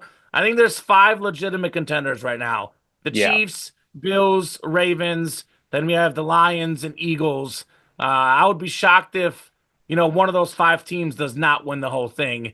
But I think the trust factor with the Chiefs is different, Tom. I think you look at here's the records of the quarterbacks in the playoffs. Mahomes is 15-3. Russell Wilson is 9-7. Jared Goff has the third most wins of any of these quarterbacks, by the way, 5-4. Josh Allen is 5-5. Matthew Stafford is 4-4. Baker Mayfield is 2-2. Surprised to hear Jalen Hurts was 2-3, but outside of that, Super Bowl run, hasn't really had the playoff pedigree. Then Lamar Jackson 2-4. CJ Hmm. Stroud 1-1. And then Justin Herbert is 0-1. Jordan Love is 1-1. So, I think I like Mahomes and Goff, guys that have been there, guys that have won these conference title games before. So, yeah, I have Chiefs Lions in my Super Bowl, Tom. Yeah, I mean, NFC is an easy one for me, similar to you. Why go against the Eagles? A team that I've had since the beginning of the season, and probably no surprise to you either. I'm going Baltimore Ravens. This has been the year of the running back. This is a year where the Ravens and the Eagles have had a ton of success, in no small part to investments that they made at that position, getting proven top runners. I know that this game is all about, the quarterbacks, and the quarterback gets the headline more than any other player, but perhaps more so than a lot of recent years, the running back is featured pretty prominently. You look at a lot of the teams that are in the playoffs: Detroit, phenomenal running game; Eagles, phenomenal running game; Ravens, the same. The Houston Texans with Joe Mixon. You've got a lot of good players in here that I think is really significant. And for me, when I was looking at who do I think can win the Super Bowl, I think that the five contenders on name brand that you listed is probably the whole list. But if we're looking at something that I would want to go by, I want to pick a team that has balance, but high end balance. And really, that means that you're the top 10 in offense, you're the top 10 in defense. And that leaves Ravens, Vikings, Lions, and Packers as the only teams that qualify. Well, obviously, oh, and the Eagles are in there as well, excuse me. So obviously, a lot of those on the NFC side get knocked out by facing each other. But I really like what the Ravens have been doing. I mean, they're just a really strong, solid team all around. And if there's any way that you're going to, quote, beat a Patrick Mahomes, beat a top quarterback, number one way to do that, keep them off the field. And the Ravens definitely have proven that they can do that. I think it's going to be also interesting to see what they've learned from the matchup last year, where the Ravens had a pretty solid run game with Gus Edwards and Lamar Jackson, but then kind of went away a little bit from Lamar Jackson running the football. Tried, I think, to force a little bit of the narrative of no, Lamar Jackson can throw the ball too. I think that moving away from that narrative sort of football and just doing what it takes to win one single game, I think the Ravens might have learned some lessons last year on that front, and certainly would relish the opportunity to put that right, to make good on the season that they had last year where they were the top seed. So I'm going to go Ravens, I'm going to go Eagles, and I'm going to stick with the Eagles to win it all. I just think that they've got so much talent on both sides of the ball. Jalen Carter, we haven't even mentioned him. He's been playing a phenomenal defensive tackle for them this year. It's just a really like two really well balanced teams. I think the Eagles probably the most well balanced, high end talented team all around in the NFL. All right. Yeah. Very different Super Bowls, Tom. Oh yeah, Very, very different. and that's what Uh, makes it compelling. it's gonna be fun. I like being Yeah. different. Yeah, for sure. And we will be most likely revisiting all of this as we get closer to the Super Bowl, as we enjoy the wild card and divisional rounds, but certainly looking forward to seeing what sort of surprises may have popped up along the way. Quite possibly at least one of us, or most likely one of us, with egg on their face when it gets to that time of year. I'm gonna egg Let's you, touch Tom. base. Oh, let's edge, I'm gonna egg let's you real good. just pelting me for no reason. Yeah. Um, but the playoffs aren't just visiting the NFL, they have been through the college football season as well. So we've got the semifinals coming up. We've got Notre Dame and Penn State playing Thursday night. We have Ohio State and Texas on Friday. This is the penultimate set of games leading to that championship. So, Common, let's start with Notre Dame, Penn State. Who are you liking here? I actually think both of these college playoff games are very, very tough to pick. Sure. Irish are about 2.5 point favorites. Both teams have great defenses. Irish are second in the nation, allowing 13.6 points per game. Penn State is seventh, allowing 15.8. I think both teams are very, very underappreciated on offense. The Irish getting about 37.7 points a game. Penn State 33.7. Very similar teams. Both teams rely on their running game, over 200 rush yards for Penn State and over 200 rush yards a game for Notre Dame. You look at the two quarterbacks, Drew Aller just over 3,000 yards, Riley Leonard under 3,000, but over just under 900 yards running the ball as well. 18 touchdowns for Leonard, 24 for Aller, 7 and 6 picks respectively. It's a really, really tough game to pick. But I think we know a lot of these football games are won at the line of scrimmage. I think Georgia has one of the best offensive line, defensive lines in the country. And I think Notre Dame went toe to toe and outplayed that Hmm. Georgia, front four on both sides. So I love Notre Dame's, power, their offensive line, their defensive line, their coach is terrific. I think Notre Dame's playing a little bit better ball right now. So their defense is, man, that's an incredible defense. I like Hmm. the Irish in a close game. I think it's a total toss-up. But all these years of Notre Dame choking in the bowl games, the one national title they made against Alabama, it's a much more powerful team, up front. I do like Notre Dame to beat Penn State, Tom. Yeah, I like Notre Dame a lot as well. They've had one loss on the season, and that was, quite frankly, a very surprising one against Northern Illinois University. But beyond that, they've been proven to be a pretty strong team. I mean, Army, Navy, Louisville, and Texas A&M, excuse me, these are the ranked teams that they faced throughout the regular season, and none of them cracking the top 10. I think the highest one was Louisville at 15, but they handled all those games fairly easily. And I feel like they kind of have used that NIU game as a bit of a rallying cry, a little bit of a motivator of, hey, this we could have a bad week any week. Anybody can beat us. We are not so perfect and amazing of a football team that we have to that we can't go into a week and feel comfortable with any sort of win. They've really kind of rallied around this mantra, and Marcus Freeman's done a phenomenal job coaching them.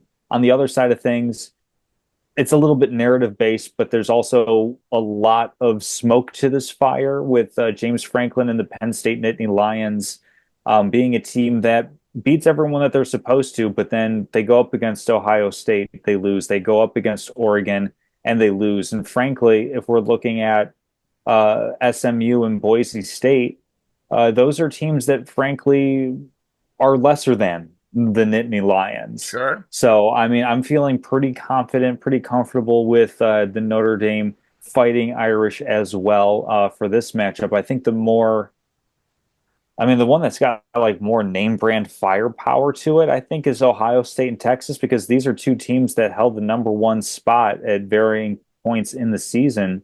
Of course, Ohio State flubbing a chance at a Big Ten championship by losing to their arch rival Michigan, a game that had a lot of It had people. helped them, ironically. It had a lot of people calling for Ryan Dage's job, saying how can we have you know all these men and women that have enrolled and attended Ohio State and have graduated without a single win against the Michigan Wolverines. An entire full class of students has come and gone without a win against their arch rival. Well, they've responded pretty convincingly with a big win over Tennessee. That was clearly, I think, a difference in class. But then getting that revenge on the Oregon Ducks, that first game being played out in, oh, not Spokane, wherever the Oregon Ducks play. I am blanking on that. Spokane's for the Washington Huskies, but it's that was a road game where we saw a little Eugene. bit of, thank you, Eugene, Oregon. That was a road game where there was a little bit of trickery, a little bit of tomfoolery. Dan Lanning making a really veteran move of sending 12 men out on the field and getting that penalty. But of course, it comes after a play, so time is run off the clock, and basically just kind of strategically keeping Ohio State from winning that football game. Since then, I think we've seen Will Howard, their quarterback, do a really nice job continuing to grow as a passer, as a quarterback. And of course, they've got so much talent. Trevian Henderson, Quinshawn Joggins at running back. Jeremiah Smith is an amazing wide receiver. This is wide receiver you right up there with LSU as the top two programs for producing 100%. super talented wide receivers. So I really like Ohio State in this game. I mean, Texas, I want to give them their propers as well. They've had a really strong year as of yet. They've lost to all of one team, which is Georgia. But they've also kind of had closer than they ought to have matchups against, say, Arizona State as the season's gone on. Certainly a narrow victory over Vanderbilt. So this is a team that potentially could be had that might not be as tough as Ohio State is, if you will. I think it's kind of interesting because I think all four of these programs, Texas, Ohio State, Notre Dame, Penn State, they're blue bloods, but all four kind of have that mark of choking in recent years, right? Sure. Like, is Texas back? It's been a while since Texas. I think the last time they won was the Vince Young in '05. Then you look at Hmm. obviously Notre Dame had a run of a bunch of bowl losses in a row. Penn State, the narrative is very accurate, Tom. Can they beat the good teams? They certainly Hmm. got fortunate to play Boise State, obviously, with the way the bracket shook out. So then Ohio State, they've been a top three program probably the last 6, 7 years, but outside of the one season they made the national title game where they lost in that championship game, they've kind of really got eliminated in the last game of the season against Michigan, or they've lost these other random games. Um, Hmm. I said I said on this show about 2 months ago, Tom, and I'm going to stand by this. There's not a truly great college football team this season. Hmm. There's not going to, none of these teams, no matter who wins the championship, none of these teams are going to go down as one of the best college teams we've seen. This is one of the weakest fields in college football history when it comes to great teams. There's a lot of good teams, but there's not a great team amongst this class because it's shown. I mean, Notre Dame lost to Northern Illinois, Ohio State lost to Michigan. It's shown that consistency is a massive problem with all of these teams. I'm looking at the defenses, by the way. Ohio State's first in the nation, allowing 12 points per game. Texas is fourth, allowing 14 and a half. Both offenses are great. Texas about 34 a game. Ohio State about 36. I think these are the two best teams in the country, Tom. I think this is the Hmm. two best teams in the country. I think whoever wins this game is going to win the national championship. I'm a little weary of the choke jobs for the Buckeyes in recent memory. Will Howard is up and down, but ultimately, Ohio State's playing the best ball at the right time. They clobbered Tennessee 42-17. They clobbered Oregon 41-21. I mean, they have two running backs over 900 rushing yards. Travion Henderson and Judkins both over 900 yards rushing this season. Jeremiah Smith, you talk about wide receiver U. Obviously, recent Hmm. memory, Marvin Harrison Jr. most Sure. recently, Garrett Wilson, Chris Olave, Jackson Smith-Njigba. Can go back in the day, Chris Carter, Terry McLaurin, Ohio State guy. Hmm. And this guy, Jeremiah Smith, is as good as anybody. He's got 14 receiving touchdowns and 1,200 receiving yards as a freshman on a team that likes to run the ball a lot. I mean, this guy, if not for the rule he can't go out in the NFL draft as a freshman, he'd be Hmm. a top five pick in the draft right now, Tom. Sure. I truly believe it. A lot of it is going to go down to Will Howard. Texas's one hope is if Will Howard turns the ball over. 9 picks, he has been turnover prone. Texas has an athletic defense, a really good defense. That's their one path to victory.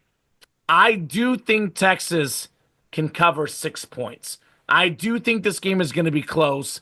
I do think Texas can win. I would not be surprised if Texas wins. I definitely think, in my opinion, Tom, given the dual threat ability to pass and run the ball, Texas is better off pulling a Tua and Jalen Hurts and benching Quinn Ewers and going to Arch Hmm. Manning in this game. Because I know it's easy to say, like, Quinn's been our guy, he's a leader, but then you hear all these reports that he wants to come back to college football and he's going to go somewhere else. It kind of tells you kind of like what they've said, like, listen, Quinn, you get your chance this year, Arch will get his chance next year. I think Arch Manning, given the less tape on him, given his dual threat ability against an athletic team like Ohio State, against some teams, Quinn Ewers is the best option. But Ohio State's going to be in Quinn Ewers' face. Quinn Ewers cannot run the ball the way Arch Manning Hmm. can. Arch Manning's not Peyton and Eli. This guy is more of like Lamar Jackson out there on the football field with his running ability. Maybe a Josh Allen's a better comparison. Obviously, hold the brakes a little bit, but that's the talent that he has, the running and passing ability that he has. So I think if Arch Manning takes over for Quinn Ewers, Texas has a legitimate chance to win. I actually think that the Buckeyes will go up early, and that's what Texas will do. They'll put Arch Manning in, but it's going to be too late by then. Ohio State will be up too much early.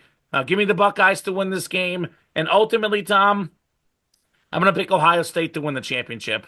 I think they're the top team right now. They're playing the best football. They have the best Hmm. combo of offensive and defensive playmakers. And I think Ryan Day's in the same boat that Jim Harbaugh was. Jim Harbaugh at Michigan, we talk about Michigan dominating Ohio State now. It was literally 7, 8 years ago. It was the opposite story. Hmm. Michigan's class couldn't beat Ohio State. Harbaugh almost got fired because he couldn't beat the Buckeyes. They supposedly on the hot seat. I'm not sure if that's the case though, because Ohio State, I don't know what their team thinks, but if he wins the national championship, that hot seat is very, very cold. He might as well Hmm. bring a fire to be next to that seat. I'll take the Buckeyes to win it all, Tom. Yeah, I'm gonna go with the Buckeyes as well. And if you're a gambler who had a long-term ticket on the Buckeyes, probably got good value picking them to go all the way if you did that pre-playoffs because a lot of people were down. But now looking at how the playoff field shakes out, it really feels like there's a completely different class of teams that are available that are left here with the Ohio State Buckeyes, and then I guess a half step down to Texas. And I feel like there's a clear another step when you get to the Penn State and Notre Dame winner as well. So I'm right there with you on Ohio State as well. Let's move over to locks of the week. It's been a minute, so I don't even know if I have the record right. I'm going to hope that yours is consistent. I know what the Yes. results were from when we last went around because it was championship week for the college football championship. So I got 2 out of 3 of those correct. I was able to get Oregon -3.5 over Penn State, as well as Georgia covering a 2.5 point spread against Texas. Got those and felt pretty good about them. Wishful thinking with Southern Methodist -2.5 over Clemson, but they still made it into the playoff, which was nice for them and even nicer for Penn State. So I think I'm 15-6 on the season, but please correct me if I am I wrong. got you at 15-6. All right, there we The go. best record of anyone out there that's picking betting locks, Ha, as far as I know in the world. That is small almost sample a size. 75% win percentage, Hmm. Tom.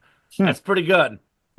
So you were 2-1, correct? I was 2-0-1 last week. I Hmm. had Lions -3 over the Packers. This was again a month ago. Lions winning by 3. I had the Steelers -6.5 over the Browns. The Steelers won 27-14. Then I also had Oregon -3.5 against Penn State. Oregon winning by 8. I have myself at 11-8-1. You're 15-6, which puts our show at well above 500, Tom. Let's keep those winning I ways have you. going. What do you You've got got for two me this ties, week? by the way. Who has 2 ties? You're at 2 ties Let's see. Oh, that does make sense. because we got it 21 with the games, one. Yeah, 11-8-2. So that I does forgot that what the makes other it push was, to, but yeah, you've had one. yeah. I was one before that, another tie this week.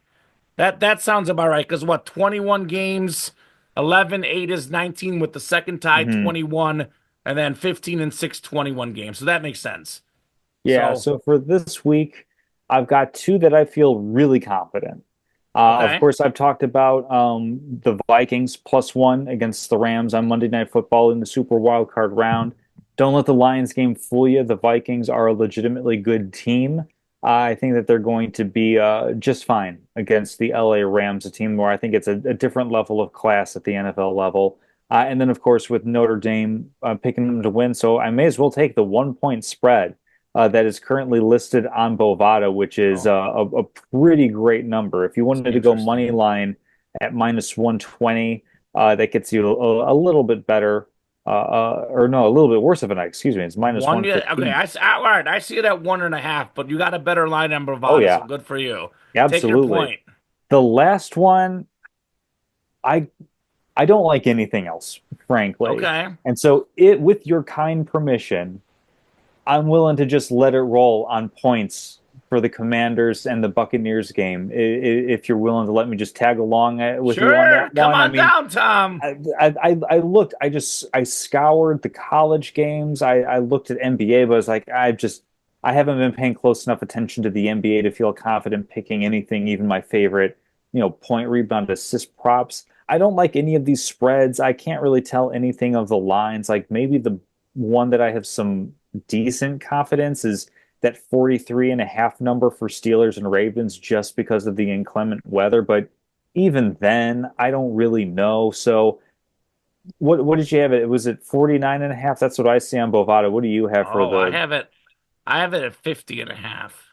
Oh, well, let's take over 49.5. So let's a Okay. little bit of partnership on that one. All right. I'll I'll take give the you an extra 49. point. I'll give you an extra point if I can tag along. I'll go points with Commanders and Buccaneers. Take the That's over. fine. All right. Well, I agree. I have that one as my main one. Over 49.5 points than it is, Tom. 57 points in this week 1 matchup when they played each other. Hmm. Bucks are third in yards per game, Washington seventh. Bucks fourth in points per game, 29.5. Commanders fourth at 28.5.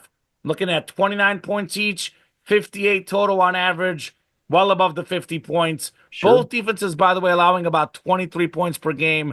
Not great defenses either. So everything points to the over in the showdown. Everything Bucks points to Commanders points. over 50.5. What'd you say? I said everything points to points. Let's go. Points to the points. I have the Chargers -3 over the Texans. Texans have sputtered the second half of the season. Too many injuries. No Tank Dell. No Stephon Diggs. I mentioned it earlier. Houston a 0 point differential. The Chargers 100 plus 1 points differential. 101 plus 101. They can win a blowout game. 5-1 against the South. The Texans 5-6 against everybody else. Chargers have scored more points. They've allowed less points. They have the number one scoring defense. A banged up Texan offense without their top players. Two of their top three receivers. I like the Chargers. I like them by more than 3 points. They get over the hump. And lastly, give me the Broncos plus 8.5. Hmm. I like the Broncos plus 8.5, the third best scoring defense. I think the Bills win the game. I don't think they'll stop Josh Allen, but I do think they can contain him a little bit. Like I said earlier in the show, cold weather conditions, the Broncos used to that. They're used to the wind, they're used to the snow, all that stuff. The home field advantage, less of a factor for Buffalo. I think Denver covers 8.5. They lose the game, but they cover the 8.5 points at the Bills. All right. Looking forward to all of those. Moving into trivia. Of course, we already went over mine. This was courtesy Adam Spillane on Twitter, who chronicled that the Texans have played in 9 wild card games. This year relegated to the 3:30 slot on Saturday. They've done that also the 8 previous years as well. Common, do you Crazy. have anything for trivia? Yes, sir. So I have a fun stat. I'll give you a Hmm. clue. One of these guys appears on this list twice, and I'll give you more clues if you Oh, can't, okay. figure this out. But can you name Hmm. the top five most sacked quarterback, the top five most sacked quarterbacks in a season per NFL season? So most times a quarterback has been sacked. Who are the top five quarterbacks, and how many times were they sacked? Hang on. So is this like the David Carr, like he was the most sacked Yes. quarterback for the season? Okay. So David Carr's on there. David Carr Ca- is on there twice. He's number one and number three, tied I for did third. not know that that was twice. Caleb Williams, of course, because that was a big talking point in Chicago. Tied for third with David Carr, 68 Hmm. sacks in '05, 68 for Caleb this season. Carr first in 76 sacks, by the way, in 2002, Hmm. Tom. Oh, that poor man. Okay, hmm so we've got two more in the top five for being sacked. One of them is very, very recent. Very, very recent. I feel like this has to be a slightly more mobile quarterback who's taken a lot of sacks. So maybe like a Kyler Murray. No, Mm, Baker Mayfield. nope. Trying to think who else on Ben Roethlisberger. He held onto the ball a lot. Not Big Ben. So this is Hmm, 2023, Tom. Very recent. It's a guy very that recent. is no longer a starting quarterback in the NFL. He was a starter for a lot of that season. Hmm. Jameis Winston wasn't starting in 2023, was he? I'm not sure, but that's not the answer. That's not the answer. Was starting in 23, not now. I mean, I'm going to jump to a little bit farther back. Andrew Luck, was he on this list? I know he got hit a lot in Indianapolis. Not Andrew Luck. Okay, 2023, This team is in the playoffs this year. just last season. Oh, that was the Joe Burrow year, right? Not Joe Burrow. So not this season. It was Hmm. the previous NFL season.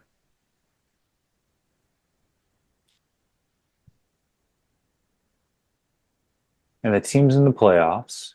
Team's in the playoffs. It's not the same quarterback that's playing there now, obviously. No, it wouldn't be Russell Wilson because Denver sat him the last couple of games. It's a quarterback that switched teams. It's It's in the not a great playoffs. quarterback.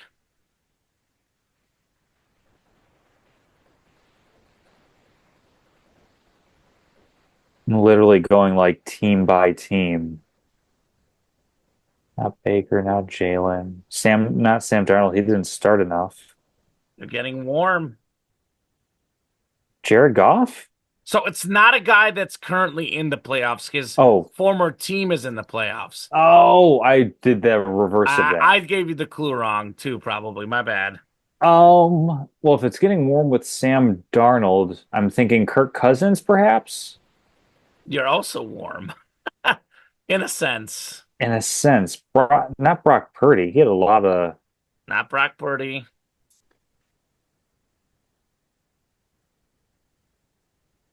not, team is in the playoffs, but their quarterback wasn't their quarterback last season. So the quarterback Who? is not Oh, in the playoffs, Tom. The but his team clue, is no, no. It was Sam Howell for Washington. That's Sam it. Howell for Washington.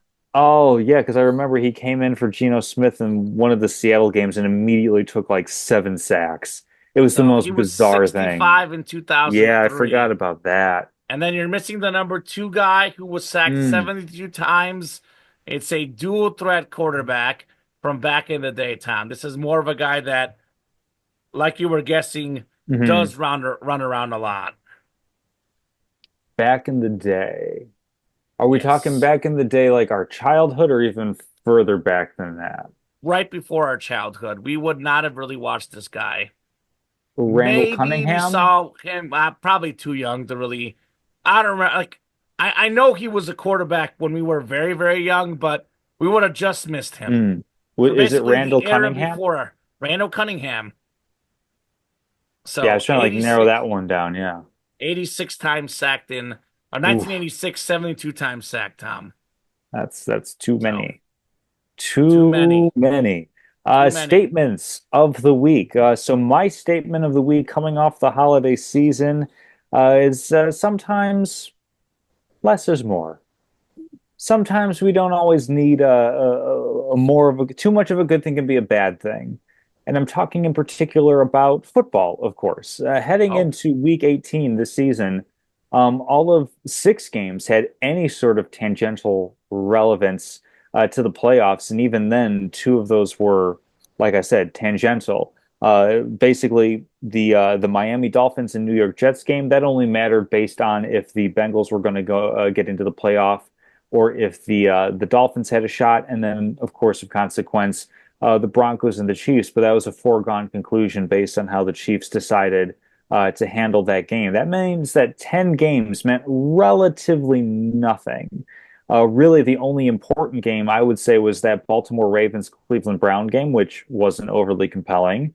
And you had Sunday Night Football. That one was that was supposed to awesome. be It didn't a turn out really good great, but it one. was awesome on paper, Tom. It was a great matchup that went sour really, really fast. But the rest of week 18 was more about what veteran players are going to hit their bonuses and get their incentives more than it was who's actually making a playoff push. By and large, the playoffs were set heading into week 18.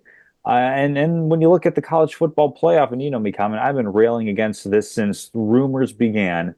It's a small sample size. I'm willing to stipulate to that. But when we look at the small sample size of what happened this year with this college football playoff that was supposed to fix all these teams that felt that they were deserving but weren't making into the championship, in the first round, all 4 teams that hosted won in landslide fashion. The closest game, I believe, was the Notre Dame Indiana game, and that was a 10-point margin Yeah, for and a that was playoff. actually, Tom, that was actually, I want to say it was a 24-point lead. They scored Yeah. twice, or maybe it was either 10 or 14 Hmm. points at the end.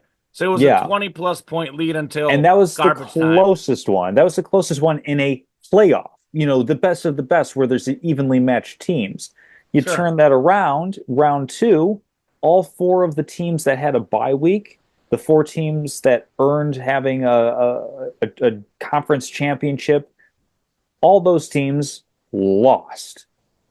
So we go from 2 systems really. One where it's the top 2 teams in the nation face in this ethereal national championship bowl game.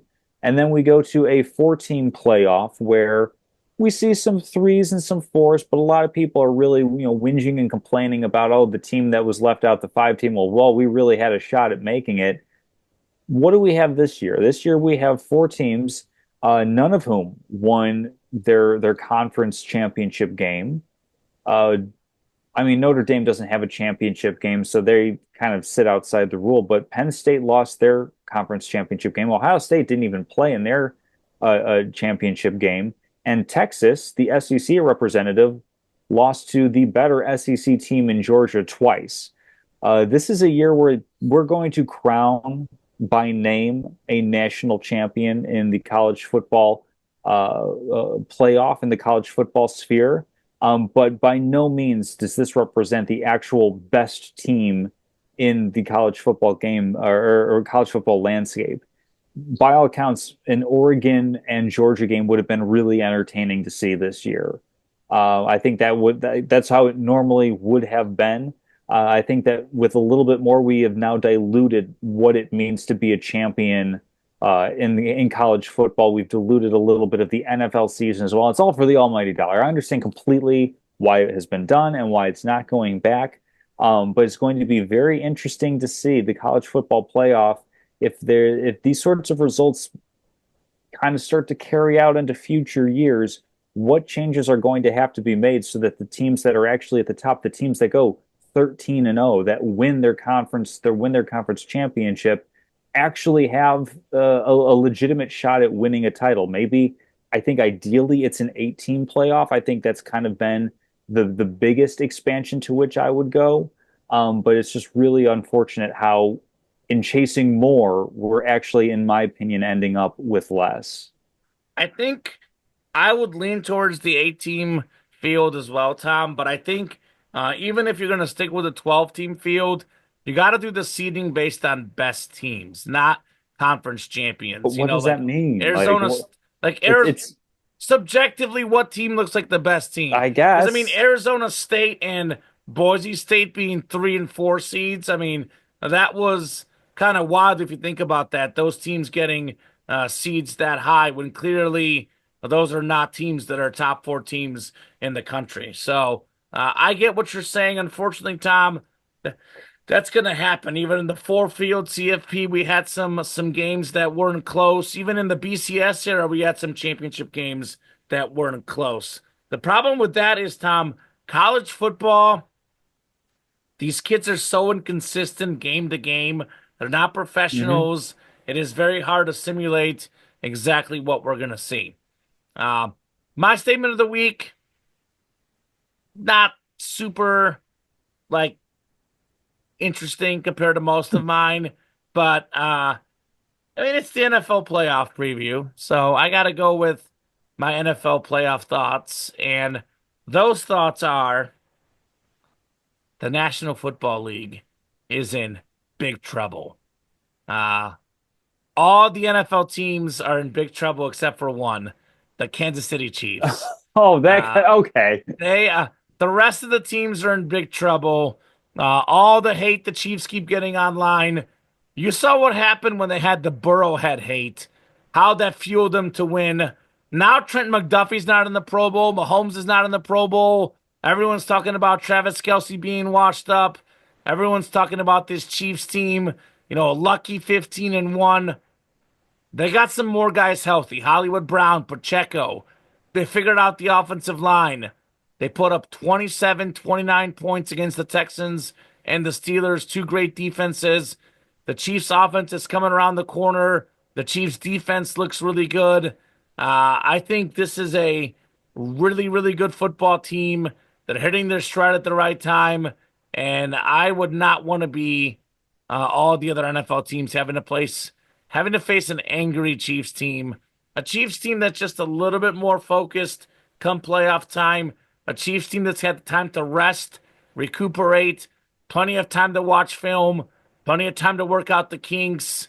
I think the NFL's in trouble, Tom. It's going to be a three-peat.